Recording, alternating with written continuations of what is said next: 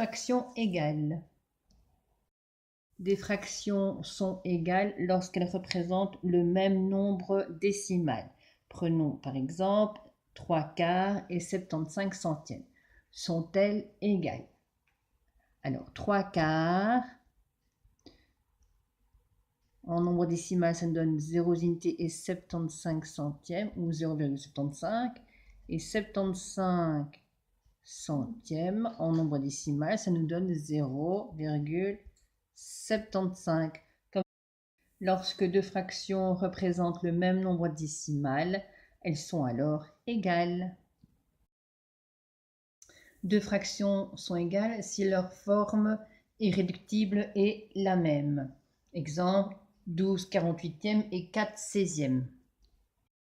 Nous allons rendre 12/48 sous la forme irréductible, ce qui nous donne un quart. Faisons la même chose avec 4/16. 4/16 égale 1 quart. Les formes irréductibles de nos deux fractions sont les mêmes, donc les fractions sont égales.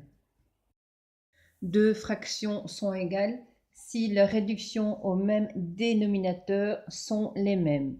Exemple, 6/8 et 9/12. Nous allons réduire ces fractions sous le même dénominateur. Le dénominateur commun de 8 et de 12 est 24. Donc 6/8 en 24e, ça nous fait 18. 9/12 en 24e, ça nous donne 18/24. Nous les avons réduites au même dénominateur et on obtient le même numérateur. Les fractions sont donc égales. Deux fractions sont égales si en multipliant une fraction par un entier, on obtient l'autre fraction. Exemple, nous avons 2/5 et 12/30.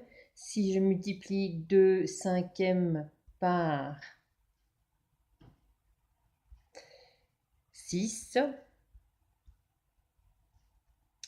nous obtenons 12/30. Autre exemple, 24/81 et 8/27. Pour obtenir 8/27, je vais diviser ma première fraction par 3 pour obtenir la deuxième fraction. La règle, deux fractions sont égales si la deuxième est obtenue en multipliant ou en divisant les termes de la première par un même nombre non nul. Deux fractions sont égales si les produits en croix sont égaux. Exemple, 3/4 et 15/20. Nous allons vérifier si les fractions sont égales grâce au produit en croix. Ce produit en croix, comme l'indique le nom, il faut effectuer un produit croisé. On va dessiner une croix de différentes couleurs en utilisant le rouge et le vert. Les nombres qui sont aux extrémités de la ligne verte, nous allons les prendre et nous allons les multiplier. Donc 3 fois 20, ça nous donne 60. Maintenant, prenons les nombres qui sont à l'extrémité de la ligne rouge. 4 fois 15, c'est égal à 60. Nous obtenons le même résultat, donc nos fractions sont bien égales. Grâce à cette méthode, ce procédé, nous allons pouvoir compléter des tableaux de proportionnalité. Prenons un exemple. Voici notre tableau de proportionnalité qui contient une inconnue. Donc le produit en croix va nous permettre de déterminer la valeur de l'inconnue. Donc on reprend les couleurs. J'effectue ma croix en couleur.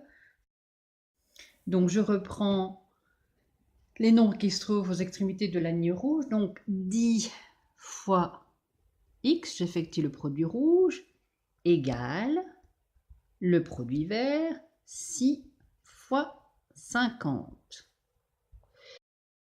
10x égale à 300. Nous allons déterminer la valeur de x.